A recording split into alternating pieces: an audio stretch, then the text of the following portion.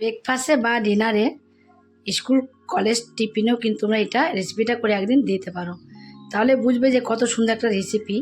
এই রেসিপিটা আজকে আমি কিভাবে তৈরি করব, তা আবার সুজি দিয়ে, সেটাই তোমরা প্রথম থেকে শেষ পর্যন্ত পুরো ভিডিওটাকে দেখতে থাকো। এখানে আমি একটা বোল নিয়েছি, বোলের মধ্যে মেজারিং কাপের 1 কাপ সুজি নিয়ে নেব। যতটা সুজি নিয়েছি তার চেয়ে একটু কম এখানে আমি টক দই নিয়ে নেবো।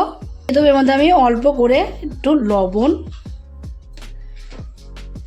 এই টক দই দিয়েছি যে মিক্সির যে একটা বোলের মধ্যে, এই বোলের মধ্যে একটু জল নিয়ে নেব। জল নিয়ে সেই জলটা এর মধ্যে দিয়ে দেবো। এবার আমি সব কিছু দিয়ে একটু মিশিয়ে নেব, সুজি দিয়ে টক দই দিয়ে, আর সামান্য একটু লবণ নিয়েছি। লবণ দিয়ে দেখো, জল কিন্তু আমি বেশি নিইনি, অল্প করে জল নিয়েছি। ওটা এখানে আমি সুজি নিয়েছি কিন্তু ততটাই জল নিয়েছি, তার বেশি জল নিয়ে নিই। এবার এই মিশ্রণটাকে আমি একটু গুলিয়ে রেখে দেবো। দেখবে এই যে জল জল ভাবটা দেখছি, জল জল ভাবটা কিন্তু থাকবে না। আর একটুখানি যখন তোমার সুজিটা এর সাথে মিক্স হয়ে যাবে, তখন কিন্তু আর একটু টাইট ভাব হয়ে যাবে। তার জন্য একটু এইভাবে রেস্টে রেখে দেবো কিছুটা সময়। দেখো কিছু সময় ঢাকা দিয়ে রেখে দিয়েছিলাম। ঢাকা দিয়ে রাখাতে দেখো মিশ্রণটা কতটা আরও তোমার গাঢ় হয়ে গেছে আর শক্ত ভাব হয়ে গেছে। এবার এর মধ্যে আমি দিয়ে দেবো, এখানে কিছুটা পেঁয়াজ কুচি রেখে দিয়েছি, পেঁয়াজ কুচিটা দিয়ে দেবো। আর দিয়ে দেবো এখানে আমি কাঁচা লঙ্কা কুচি দিয়েও এগুলো ভালোভাবে একটু ফাটিয়ে নেব।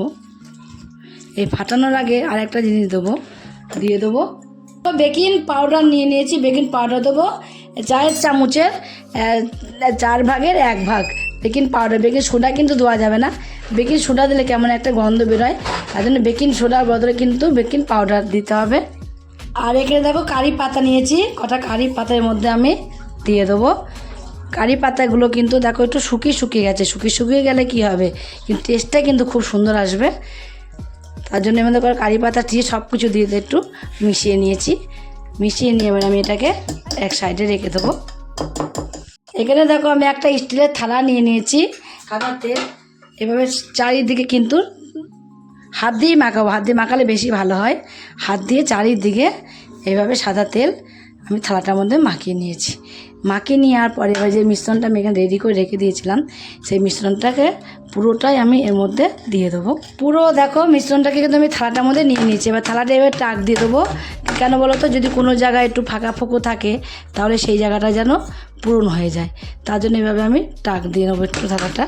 আর একটা চামচ দিয়ে উপরটা একটু সমান করে দেবো, এইভাবে চারিদিকটা যেন একভাবে সমান হয়, সেইভাবে কিন্তু সমান করে দিতে হবে।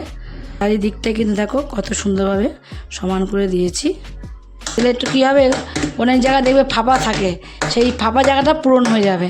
তার জন্য একটু টাক দিয়ে নিয়েছি। এবার এটাকে আমি এক সাইডে রেখে দেবো। এটা রেডি করতে হতে এদিকে দেখো গ্যাসে আমি কয়েকটা কড়াই বসিয়ে দিয়েছি, তার মধ্যে কিছুটা জল দিয়েছি। জল অল্প করে জল দিলেই হবে।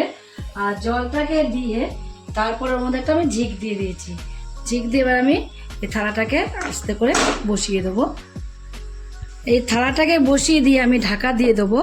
6 থেকে 7 মিনিটের মতো ঢাকা দিয়ে রেখে দেবো। দেখো তোমাদের বললাম না 6-7 মিনিট পরে নামাবো আমি।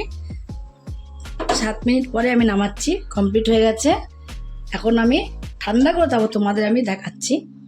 টাইম লাগে না, অল্প একটু টাইমের মধ্যে সুন্দর একটা ব্রেকফাস্ট তৈরি হয়ে যায়। একটু ঠান্ডা হয়েছে, বেশি কিন্তু ঠান্ডা করিনি, হাত দিয়ে ধরার মতন কোনোরকম ঠান্ডা হয়েছে। এবারে আমি একটা প্যাচালু দিয়ে ধারগুলোকে একটু ছাড়িয়ে নেবো। ছাড়িয়ে এমনি উঠে আসে। দেখো কি বলবো তোমাদের, তোমরা দেখলে বুঝতে পারছো ধারগুলো কত সুন্দর উঠে আসছে। চারিদিকে কিন্তু দেখো কত সুন্দর উঠে আসছে, দেখো পুরোটাই উঠে আসছে। আর এইভাবেই কিন্তু পুরোটাকে আমি তুলে নেব। এই পুরোটা তুলে আমি এই চপিং বোর্ডের মধ্যে কিন্তু নামিয়ে নেব। দেখো কত সুন্দর হয়ে গেছে, তোমরা কিন্তু দেখলে বুঝতে পারছো যে কতটা সুন্দরভাবে হয়েছে। না হলে কিন্তু উঠে আসতো না, এত সুন্দর উঠে আসতে কি বলবো। দেখো চপিং বোর্ডের মধ্যে আমি নামিয়ে নিয়েছি। এবার আমি একটা ছুরি নিয়েছি, ছুরি দিয়ে এইভাবে মাঝ বরাবর একটু কেটে নেব। 4টে ভাগ করে নেব। দেখো 4টে ভাগে ভাগ করে নিয়েছি, ভাগ করে রেখে দিচ্ছি এক সাইডে। এদিকে দেখো আমি একটা গ্যাসে তাওয়া বসিয়ে দিয়েছি, সাদা তেল দিয়ে দেবো। অল্প একটু সাদা তেলের মধ্যে আমি দিয়ে দেবো। আমি আমাদের সাদা তেল দিচ্ছি, তোমরা যদি মনে করো যে এর মধ্যে বাটার দেবো তাহলেও কিন্তু তোমরা দিতে পারো বাটার। আর সাদা তেলটা তাওয়ার চারিদিকে কিন্তু এইভাবে আমি লাগিয়ে নেব। আর চারিদিকে তাওয়া লাগিয়ে নিয়েই 4 ভাগে ভাগ করে দিয়েছি, এগুলোকে একটা একটা করে দিয়ে দেবো 4 থেকে কিন্তু আমি দিয়ে দিয়েছি এইভাবে। যে হয়ে যাবে সেইভাবে কিন্তু উল্টিয়ে দেবো। উল্টিয়ে আমি 2 পিঠই কিন্তু এইভাবে একটু ভেজে নেব। তোমরা ভেজে না নিয়েও খেতে পারো, কিন্তু এভাবে ভেজে নিলে কি হবে, আরও টেস্টটা বেড়ে যাবে, আরও সুন্দর লাগবে খেতে। সবগুলোকে কিন্তু এভাবে উল্টিয়ে দেবো। এখন দেখো 2 পিঠই কিন্তু আমি খুব সুন্দরভাবে একটু ভেজে নিয়েছি। কিছু সময় ভাজলে কিন্তু খুব সুন্দরভাবে ভাজা হয়ে যাবে। 2 পিঠই ভাজা হয়ে গেছে, এবার আমি নামিয়ে দেবো।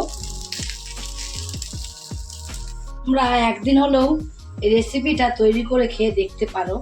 যদি তোমাদের কাছে রেসিপিটা তৈরি করে খেয়ে ভালো লাগে, আর তোমরা যদি ফেসবুক থেকে দেখো, ফেসবুকের পেজটি ফলো করে দেবে।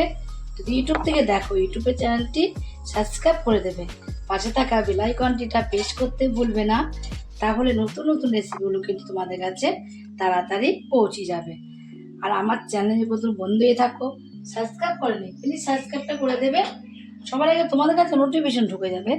ছোট্ট করে লাইক করো, কমেন্ট করো, অনেক অনেক শেয়ার করো। নমস্কার বন্ধুরা, দেখা হবে আবার পরের রেসিপিতে।